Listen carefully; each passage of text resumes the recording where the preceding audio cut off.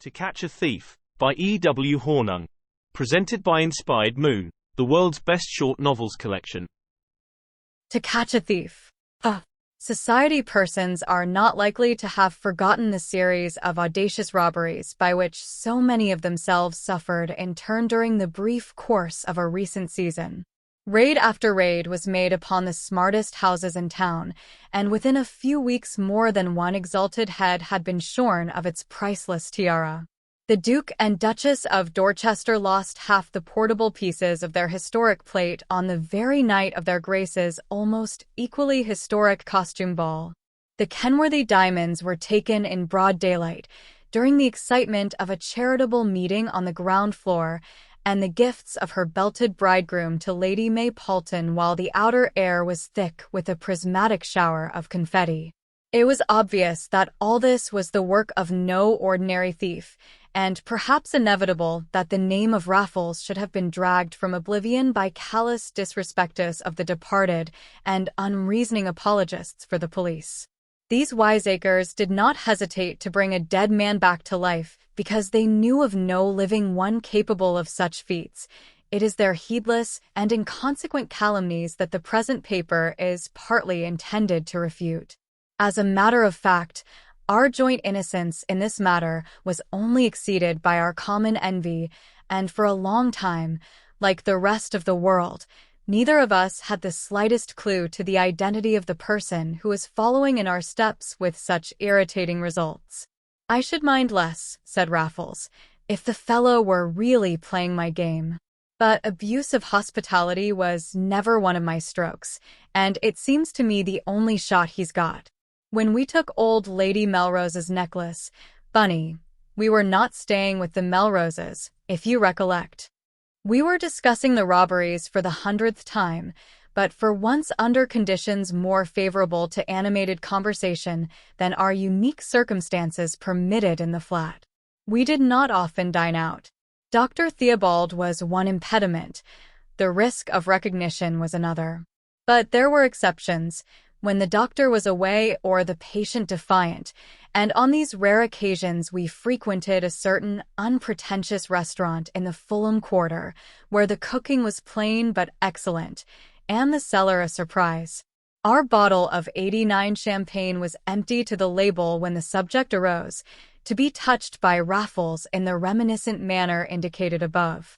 I can see his clear eye upon me now, reading me, weighing me. But I was not so sensitive to his scrutiny at the time. His tone was deliberate, calculating, preparatory, not as I heard it then, through a head full of wine, but as it floats back to me across the gulf between that moment and this. "Excellent filet," said I, grossly. "So you think this chap is as much in society as we were, do you?" I preferred not to think so myself. We had cause enough for jealousy without that. But Raffles raised his eyebrows an eloquent half-inch. "As much, my dear Bunny. He is not only in it, but of it. There's no comparison between us there. Society is in rings like a target, and we never were in the bull's-eye, however thick you may lay on the ink. I was asked for my cricket. I haven't forgotten it yet. But this fellow's one of themselves, with the right of entree into the houses which we could only enter in a professional sense. That's obvious unless all these little exploits are the work of different hands, which they as obviously are not. And it's why I'd give £500 to put salt on him tonight." "Not you," said I, as I drained my glass in festive incredulity. "But I would, my dear Bunny. Waiter, another half bottle of this," and Raffles leant across the table as the empty one was taken away. "I never was more serious in my life," he continued below his breath. "Whatever else our successor may be, he's not a dead man like me, or a marked man like you. If there's any truth in my theory, he's one of the last people upon whom suspicion is ever likely to rest, and oh, Bunny, what a partner he would make for you and me. Under less genial influences, the very idea of a third partner would have filled my soul with offense, But Raffles had chosen his moment unerringly, and his arguments lost nothing by the flowing accompaniment of the extra pint. They were, however, quite strong in themselves. The gist of them was that thus far we had remarkably little to show for what Raffles would call our second innings. This even I could not deny. We had scored a few long singles, but our best shots had gone straight to hand, and we were playing a deuced slow game. Therefore we needed a new partner, and the metaphor failed Raffles. It had served its turn. I already agreed with him. In truth, I was tired of my false position as hireling attendant, and had long fancied myself an object of suspicion to that other impostor, the doctor.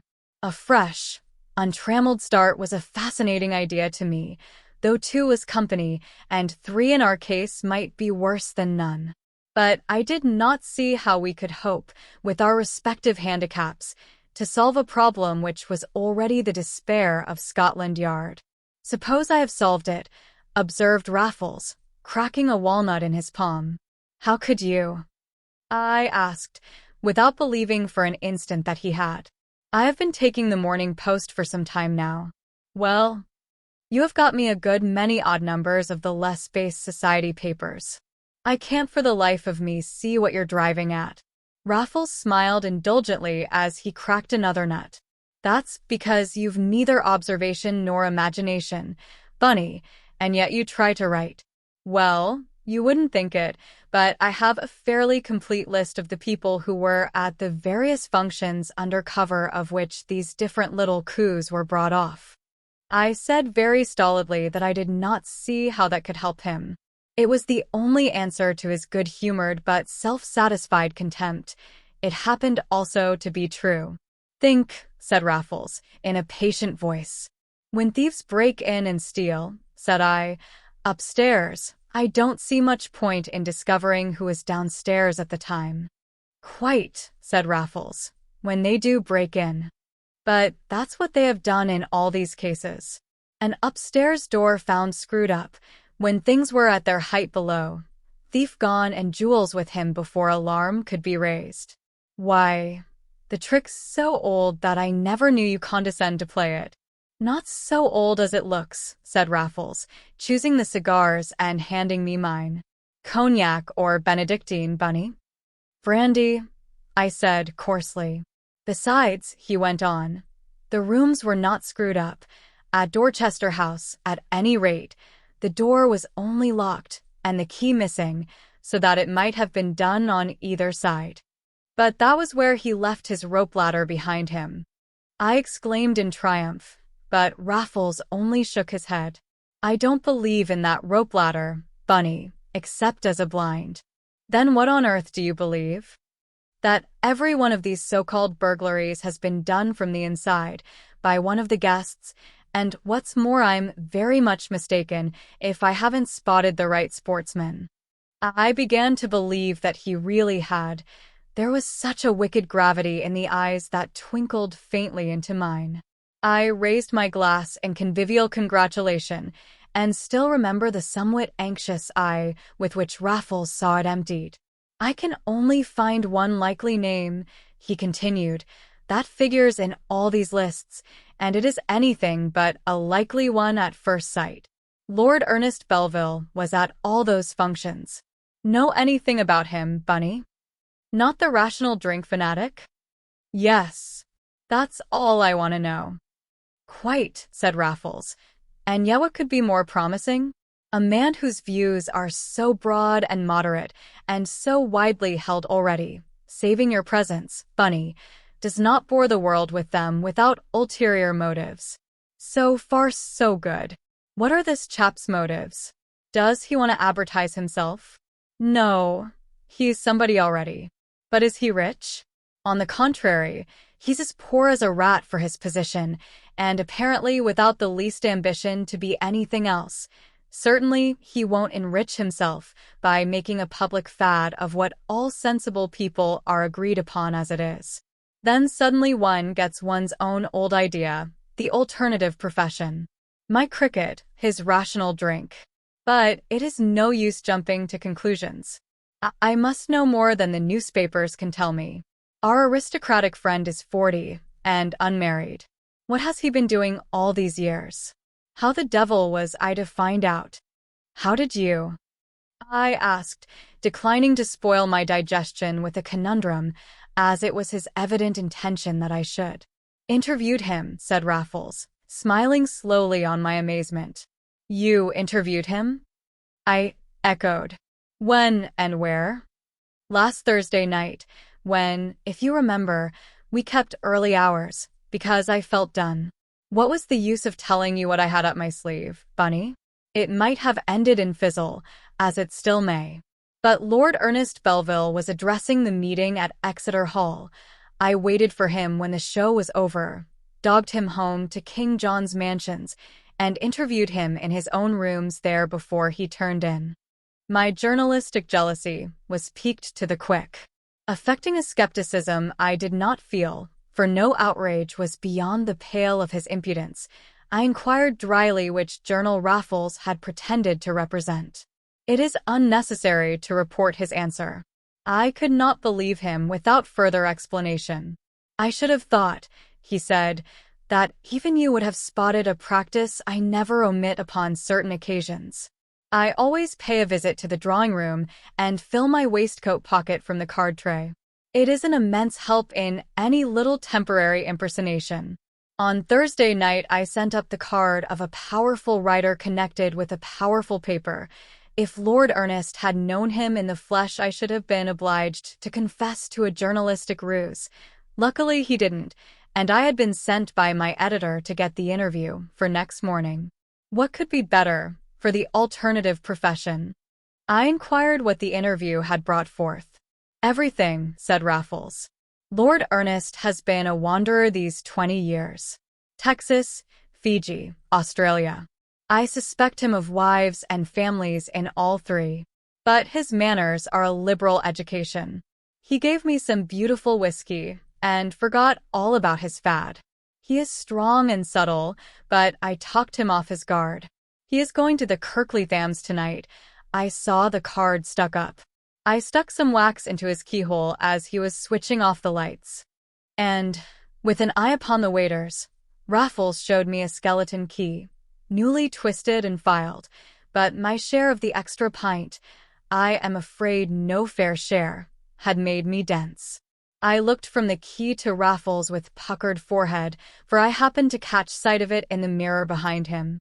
The Dowager Lady Kirkleatham, he whispered, has diamonds as big as beans, and likes to have 'em all on, and goes to bed early, and happens to be in town. And now I saw. The villain means to get them from her. And I mean to get them from the villain, said Raffles.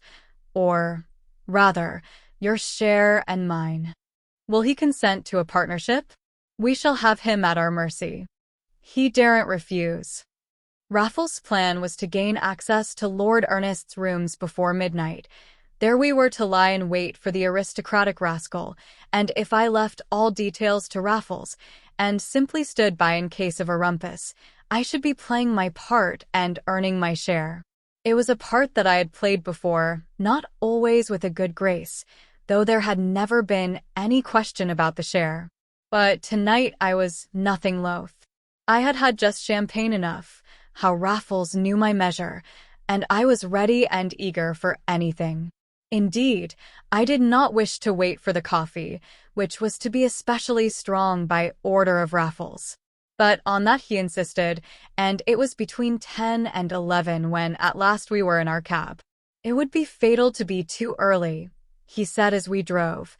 On the other hand, it would be dangerous to leave it too late. One must risk something. How I should love to drive down Piccadilly and see the lights. But unnecessary risks are another story. King John's mansions, as everybody knows, are the oldest, the ugliest, and the tallest block of flats in all London. But they are built upon a more generous scale than has since become the rule, and with a less studious regard for the economy of space. We were about to drive into the spacious courtyard when the gatekeeper checked us in order to let another hansom drive out. It contained a middle-aged man of the military type, like ourselves in evening dress.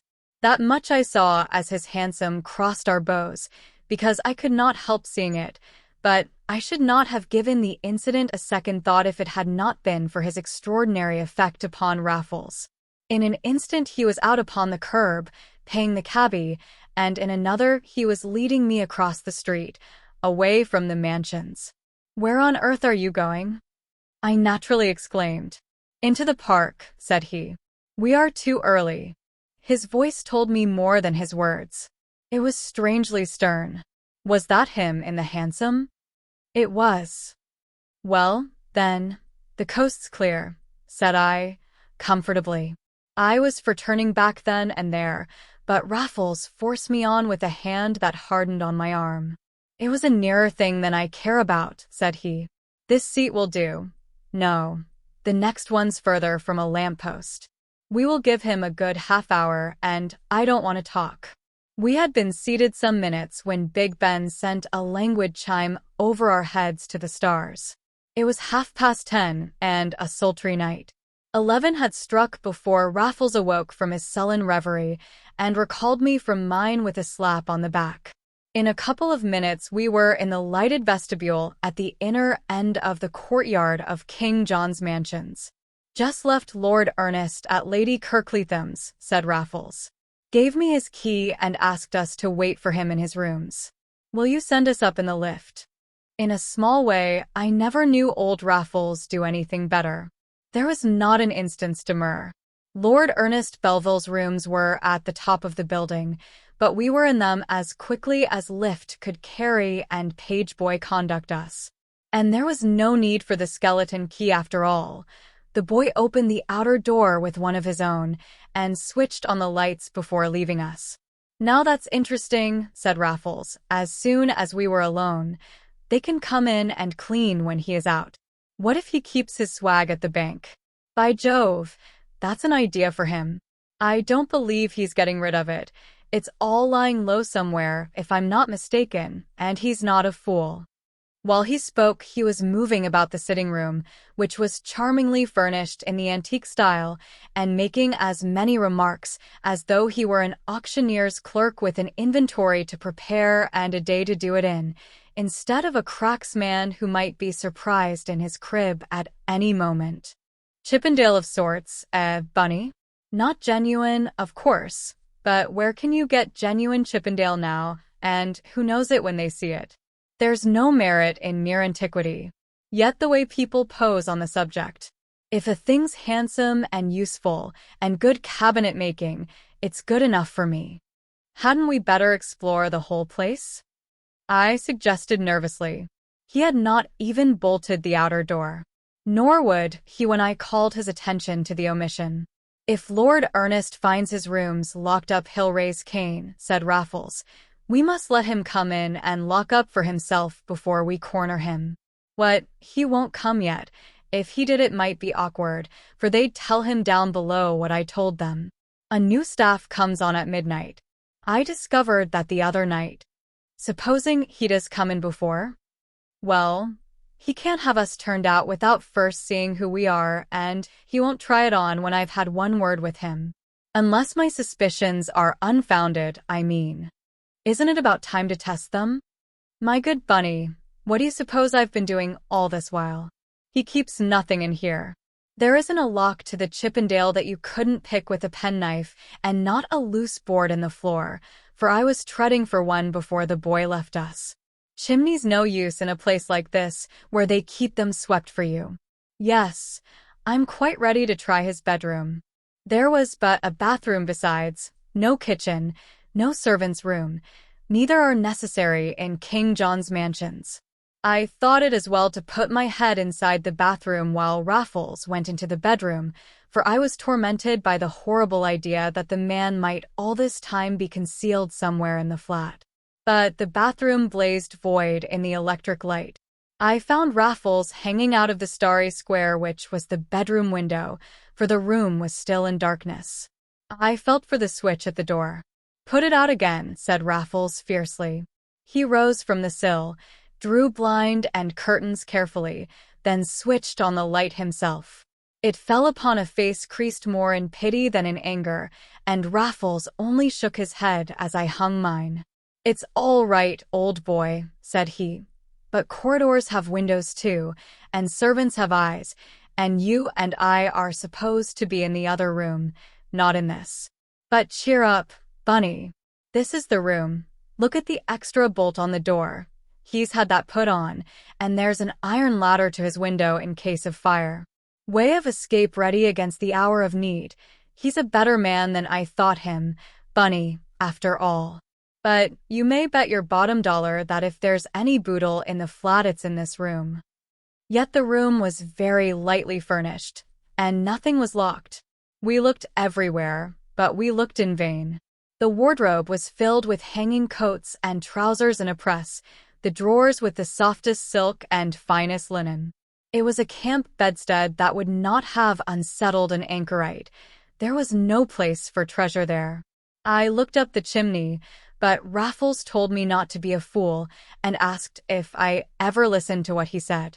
There was no question about his temper now. I never knew him in a worse.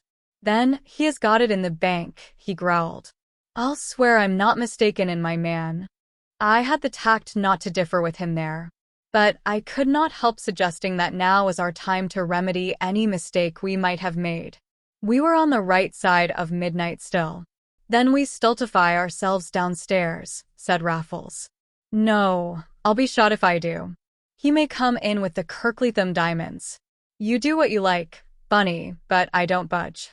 "I certainly shan't leave you," I retorted, "to be knocked into the middle of next week by a better man than yourself." I had borrowed his own tone, and he did not like it. They never do. I thought for a moment that Raffles was going to strike me, for the first and last time in his life. He could if he liked. My blood was up. I was ready to send him to the devil. And I emphasized my offense by nodding and shrugging toward a pair of very large Indian clubs that stood in the fender, on either side of the chimney up which I had presumed to glance. In an instant Raffles had seized the clubs and was whirling them about his gray head in a mixture of childish pique and puerile bravado which I should have thought him altogether above. And suddenly, as I watched him, his face changed, softened, lit up, and he swung the clubs gently down upon the bed. "They're not heavy enough for their size," said he rapidly, "and I'll take my oath they're not the same weight." He shook one club after the other, with both hands, close to his ear. Then he examined their butt ends under the electric light. I saw what he suspected now, and caught the contagion of his suppressed excitement. Neither of us spoke. But Raffles had taken out the portable toolbox that he called a knife, and always carried, and as he opened the gimlet, he handed me the club he held. Instinctively, I tucked the small end under my arm, and presented the other to Raffles. "Hold him tight," he whispered, smiling.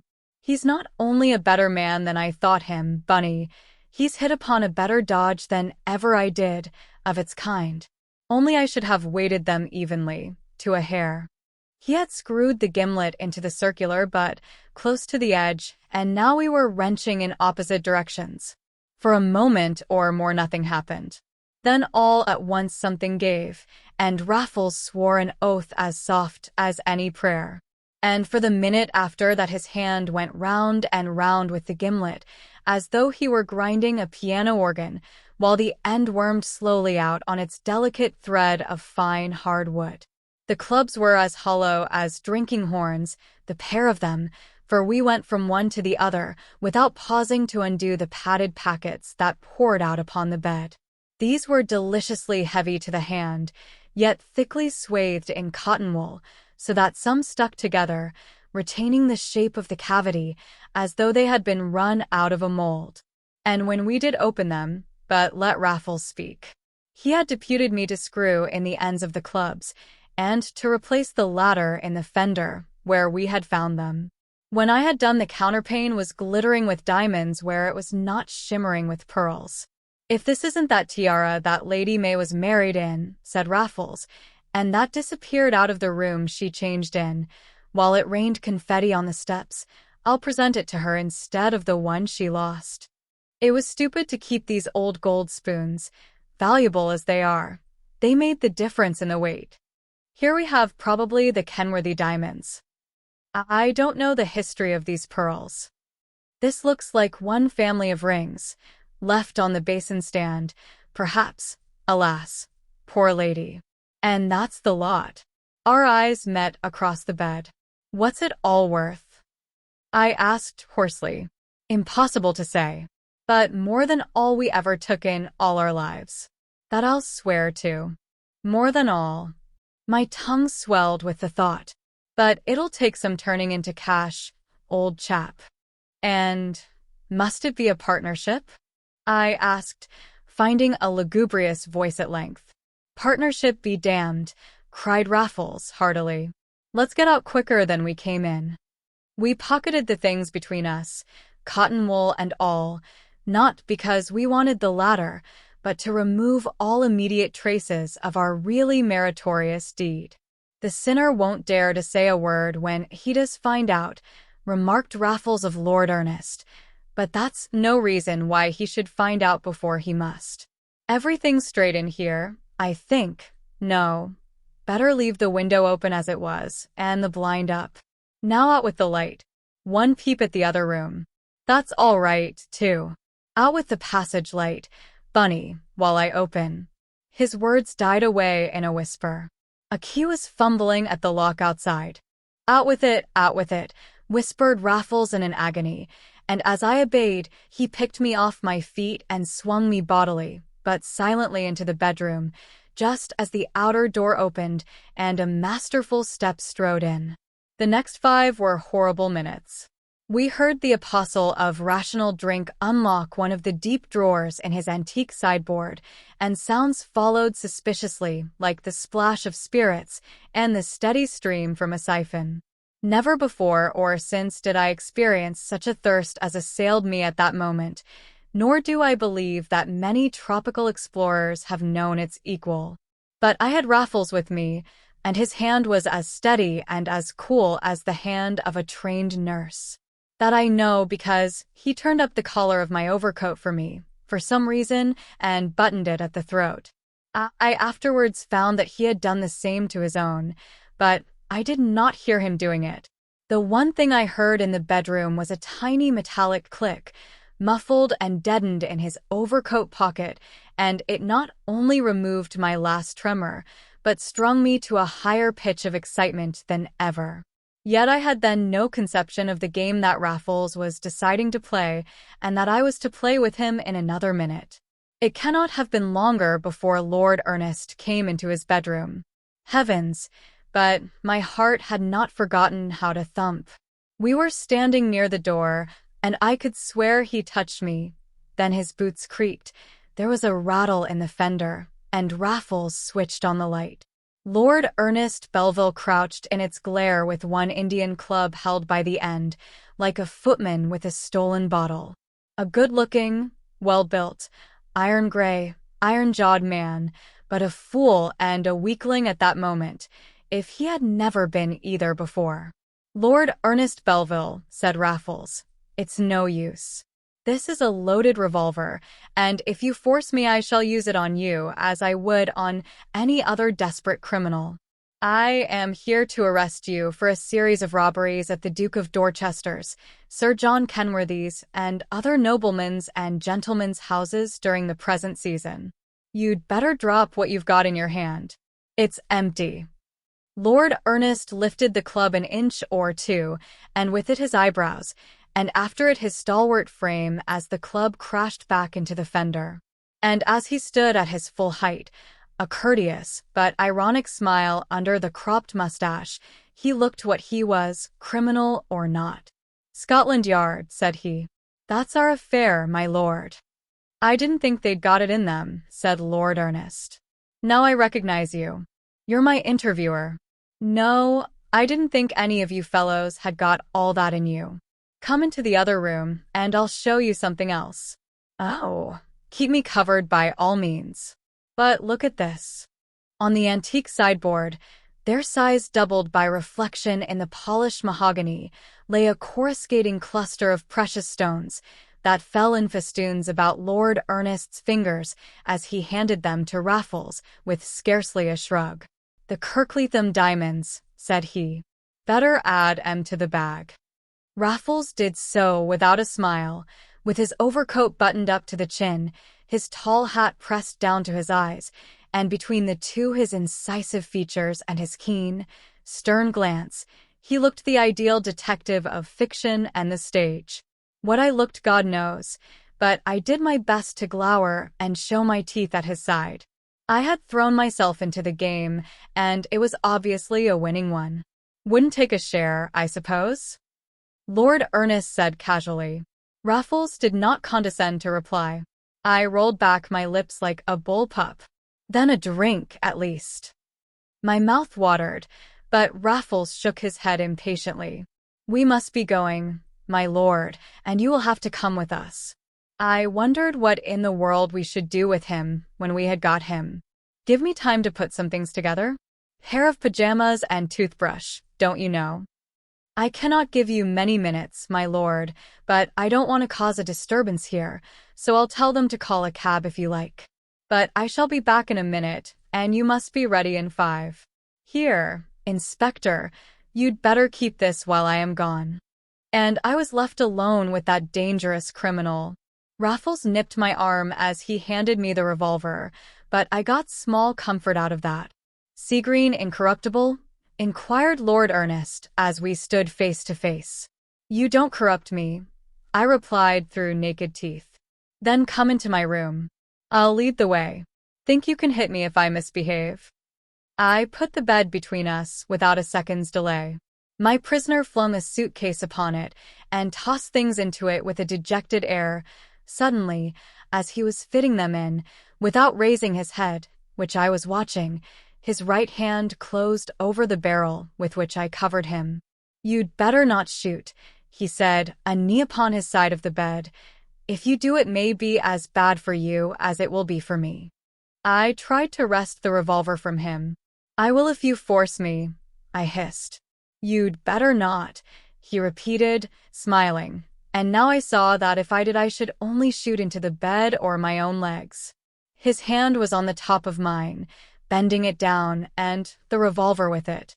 The strength of it was as the strength of 10 of mine, and now both his knees were on the bed, and suddenly I saw his other hand, doubled into a fist, coming up slowly over the suitcase. "Help!" I called feebly. "Help, forsooth. I begin to believe you are from the yard," he said, and his uppercut came with the yard. It caught me under the chin. It lifted me off my legs. I have a dim recollection of the crash that I made in falling.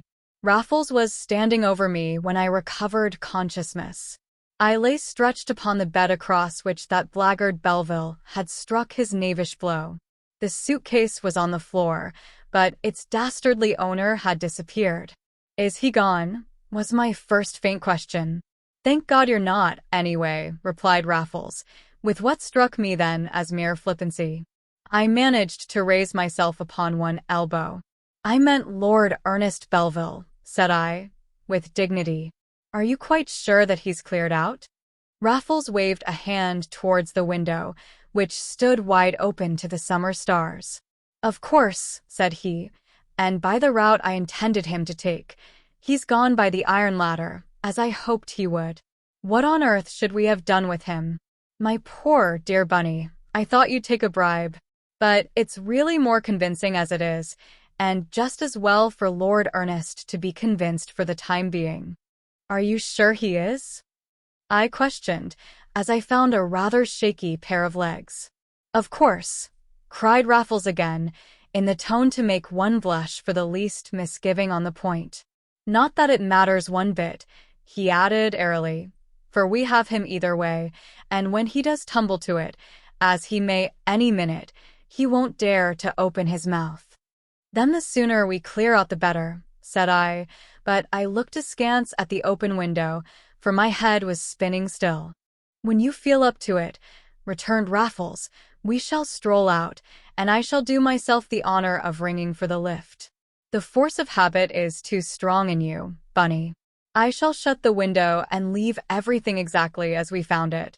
Lord Ernest will probably tumble before he is badly missed, and then he may come back to put salt on us, but I should like to know what he can do, even if he succeeds. Come, Bunny, pull yourself together, and you'll be a different man when you're in the open air. And for a while I felt one. Such was my relief at getting out of those infernal mansions with unfettered wrists. This we managed easily enough. But once more Raffles' performance of a small part was no less perfect than his more ambitious work upstairs, and something of the successful artist's elation possessed him as we walked arm in arm across St. James's Park. It was long since I had known him so pleased with himself, and only too long since he had had such reason. "I don't think I ever had a brighter idea in my life," he said. "Never thought of it till he was in the next room. Never dreamed of its coming off so ideally even then, and didn't much care, because we had him always up. I'm only sorry you let him knock you out. I was waiting outside the door all the time, and it made me sick to hear it. But I once broke my own head, Bunny, if you remember, and not in half such an excellent cause." Raffles touched all his pockets in his turn, the pockets that contained a small fortune apiece, and he smiled in my face as we crossed the lighted avenues of the mall. Next moment he was hailing a hansom, for I suppose I was still pretty pale, and not a word would he let me speak until we had alighted as near as was prudent to the flat. "What a brute I've been, Bunny," he whispered then, "but you take half the swag, old boy, and right well you've earned it. No? We'll go in by the wrong door and over the roof. It's too late for old Theobald to be still at the play, and too early for him to be safely in his cups." So we climbed the many stairs with cat-like stealth, and like cats crept out upon the grimy leads. But tonight they were no blacker than their canopy of sky. Not a chimney stack stood out against the starless night. One had to feel one's way in order to avoid tripping over the low parapets of the L-shaped wells that ran from roof to basement to light the inner rooms. One of these wells was spanned by a flimsy bridge with iron handrails that felt warm to the touch as Raffles led the way across. A hotter and a closer night I have never known. "The flat will be like an oven," I grumbled, at the head of our own staircase. "Then we won't go down," said Raffles promptly. "We'll slack it up here for a bit instead." "No, Bunny, you stay where you are. I'll fetch you a drink and a deck chair, and you shan't come down till you feel more fit." And I let him have his way. I will not say as usual, for I had even less than my normal power of resistance that night. That villainous uppercut. My head still sang and throbbed, as I seated myself on one of the aforesaid parapets and buried it in my hot hands. Nor was the night one to dispel a headache. There was distinct thunder in the air. Thus I sat in a heap and brooded over my misadventure, a pretty figure of a subordinate villain, until the step came for which I waited, and it never struck me that it came from the wrong direction. "You have been quick," said I, simply. "Yes," hissed a voice I recognized, "and you've got to be quicker still. Here, out with your wrists. No, one at a time, and if you utter a syllable you're a dead man." It was Lord Ernest Belville, his close cropped, iron-gray mustache gleamed through the darkness, drawn up over his set teeth. In his hand glittered a pair of handcuffs, and before I knew it one had snapped its jaws about my right wrist. "Now come this way," said Lord Ernest, showing me a revolver also, "and wait for your friend. And, recollect, a single syllable of warning will be your death." With that the ruffian led me to the very bridge I had just crossed at Raffles' heels, and handcuffed me to the iron rail midway across the chasm. It no longer felt warm to my touch, but icy as the blood in all my veins. So this highborn hypocrite had beaten us at our game and his, and Raffles had met his match at last. That was the most intolerable thought, that Raffles should be down in the flat on my account, and that I could not warn him of his impending fate, for how was it possible without making such an outcry as should bring the mansions about our ears? And there I shivered on that wretched plank, chained like Andromeda to the rock, with a black infinity above and below, and before my eyes, now grown familiar with the peculiar darkness, stood Lord Ernest Belville, waiting for Raffles to emerge with full hands and unsuspecting heart. Taken so horribly unawares, even Raffles must fall an easy prey to a desperado in resource and courage scarcely second to himself, but one whom he had fatally underrated from the beginning. Not that I paused to think how the thing had happened. My one concern was for what was to happen next. And what did happen was worse than my worst foreboding, for first a light came flickering into the sort of companion hatch at the head of the stairs, and finally Raffles, in his shirt sleeves. He was not only carrying a candle to put the finishing touch to him as a target, he had dispensed with coat and waistcoat downstairs, and was at once full-handed and unarmed. "Where are you, old chap?" he cried softly, himself blinded by the light he carried, and he advanced a couple of steps towards Belville. "This isn't you, is it?" And Raffles stopped, his candle held on high, a folding chair under the other arm. "No, I am not your friend," replied Lord Ernest, easily. "But kindly remain standing exactly where you are, and don't lower that candle an inch, unless you want your brains blown into the street." Raffles said never a word, but for a moment did as he was bid, and the unshaken flame of the candle was testimony alike to the stillness of the night and to the finest set of nerves in Europe. Then, to my horror, he coolly stooped, placing candle and chair on the leads, and his hands in his pockets, as though it were but a pop-gun that covered him. "Why didn't you shoot?" he asked insolently as he rose. "Frightened of the noise.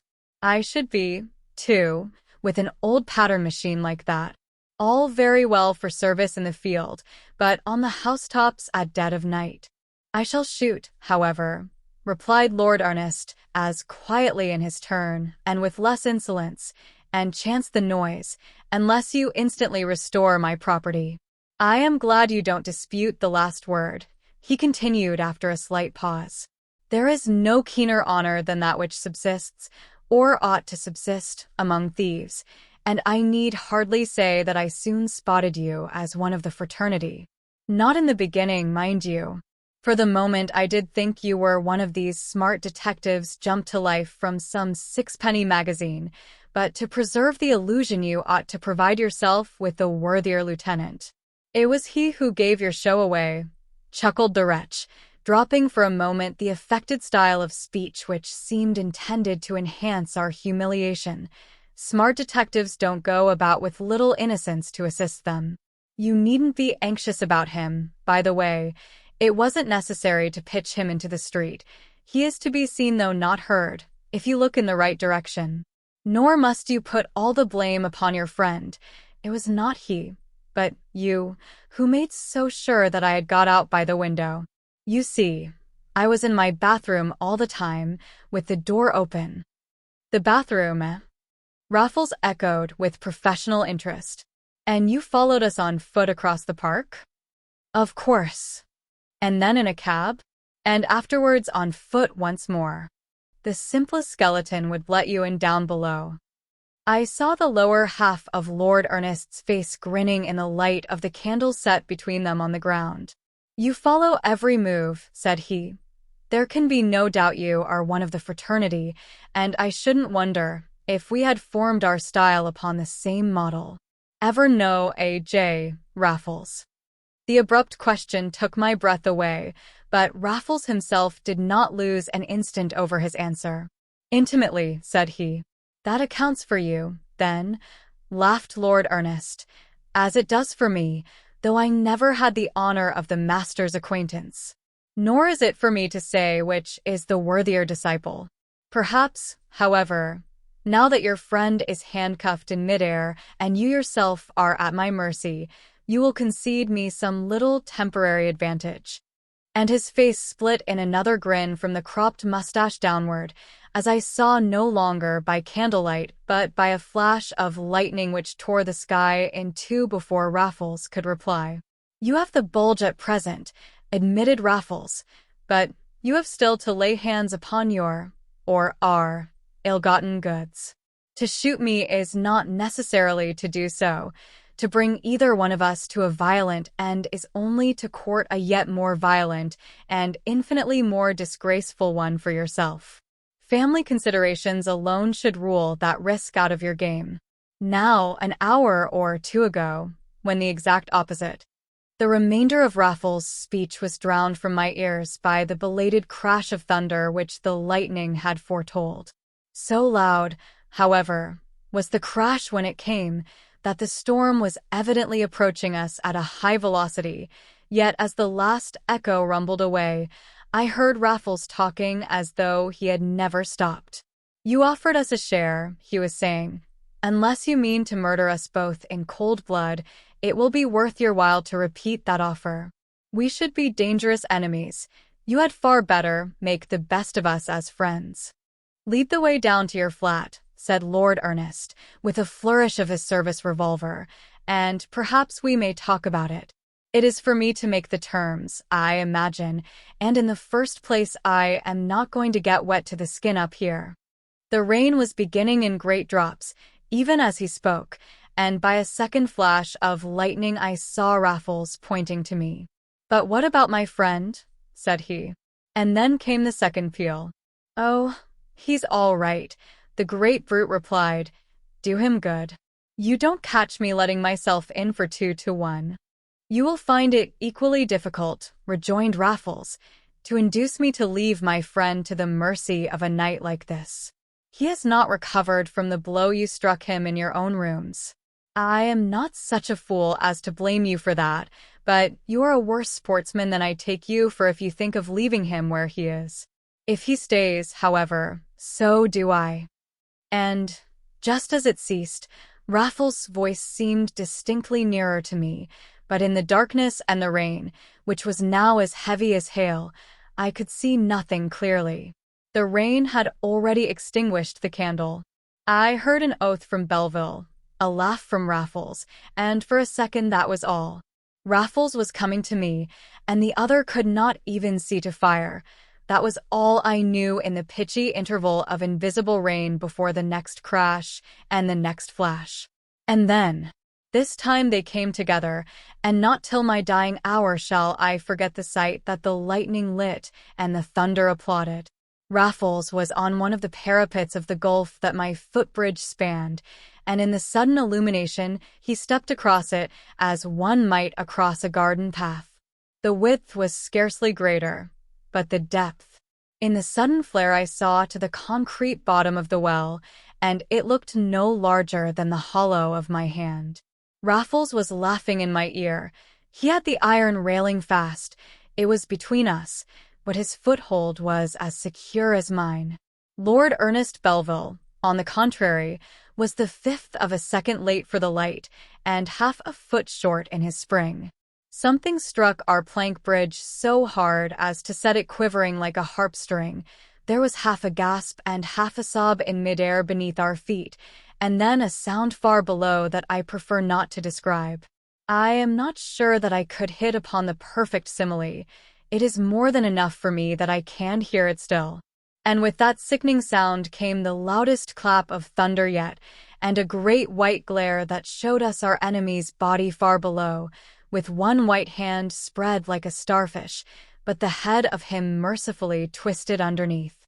It was all his own fault, Bunny. Poor devil. May he and all of us be forgiven, but pull yourself together for your own sake. Well, you can't fall. Stay where you are a minute. I remember the uproar of the elements while Raffles was gone. No other sound mingled with it. Not the opening of a single window, not the uplifting of a single voice. Then came Raffles with soap and water, and the jive was wheedled from one wrist, as you withdraw a ring for which the finger has grown too large. Of the rest, I only remember shivering till morning in a pitch-dark flat, whose invalid occupier was for once the nurse, and I his patient. And that is the true ending of the episode in which we two set ourselves to catch one of our own kidney, albeit in another place I have shirked the whole truth.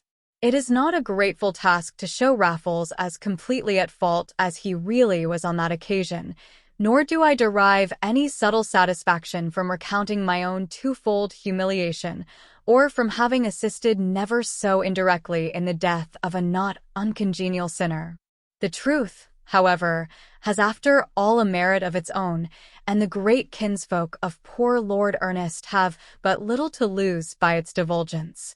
It would seem that they knew more of the real character of the apostle of rational drink than was known at Exeter Hall. The tragedy was indeed hushed up, as tragedies only are when they occur in such circles. But the rumor that did get abroad, as to the class of enterprise which the poor scamp was pursuing when he met his death, cannot be too soon exploded, since it breathed upon the fair fame of some of the most respectable flats in Kensington.